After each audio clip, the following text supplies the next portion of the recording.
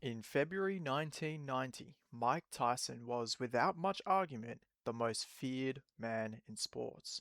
37 professional fights, 37 wins, and almost every one of them ended the same way.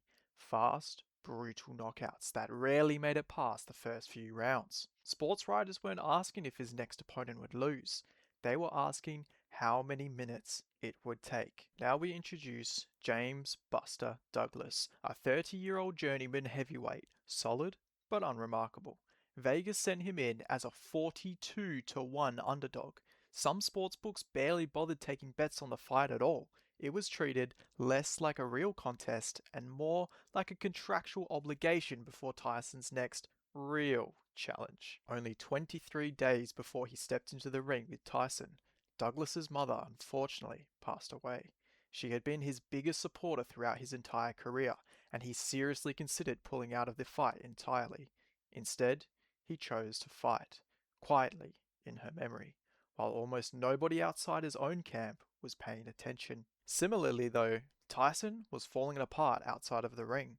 He'd just been through a very messy, very public divorce. He fired his trainer who had been shaping him since he was a young teenager, and by most accounts, his training camp was a mess. Inconsistent sparring, late nights, a level of preparation nobody around him was happy with.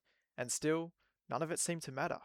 He was still the Mike Tyson. The fight was staged out at the Tokyo Dome, and it was treated as such a foregone conclusion that the arena wasn't even close to full. Tens of thousands of seats sat empty for a fight most people assumed would be over in minutes. Then the bell rang, and something strange started happening.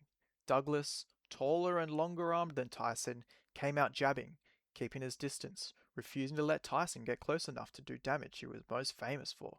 Round after round, Douglas kept landing clean shots while Tyson swung and missed. By round 7, the unthinkable wasn't a fluke anymore, it was a pattern.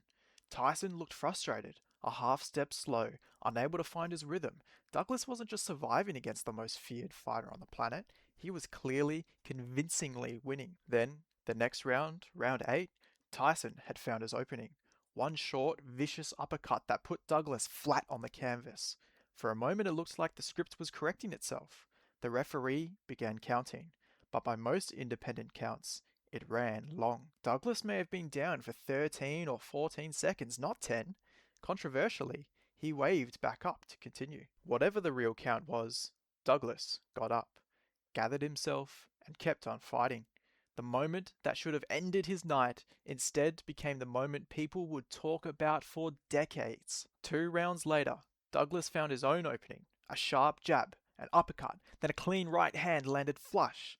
Tyson's legs buckled, and he went down hard for the first time in his entire professional career. What happened next became one of the most replayed images in boxing history. Dazed and disorientated, Tyson pattered around the canvas, trying to find his mouthpiece, which had been knocked loose. Fumbling to get it back as the count climbed, he couldn't beat the clock. 8, 9, 10.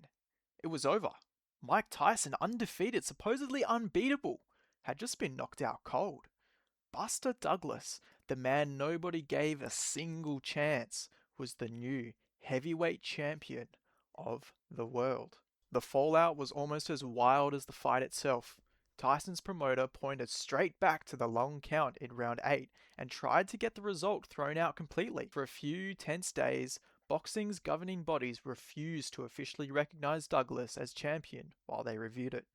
Only after a wave of public backlash did they finally relent. But Douglas's reign as champion didn't last long. Only 8 short months later, in his very first title defense, he lost the belt to Evander Holyfield by knockout, having reportedly shown up out of shape himself in an almost ironic echo of what had undone Tyson. But even so, none of that erases what happened that night in Tokyo.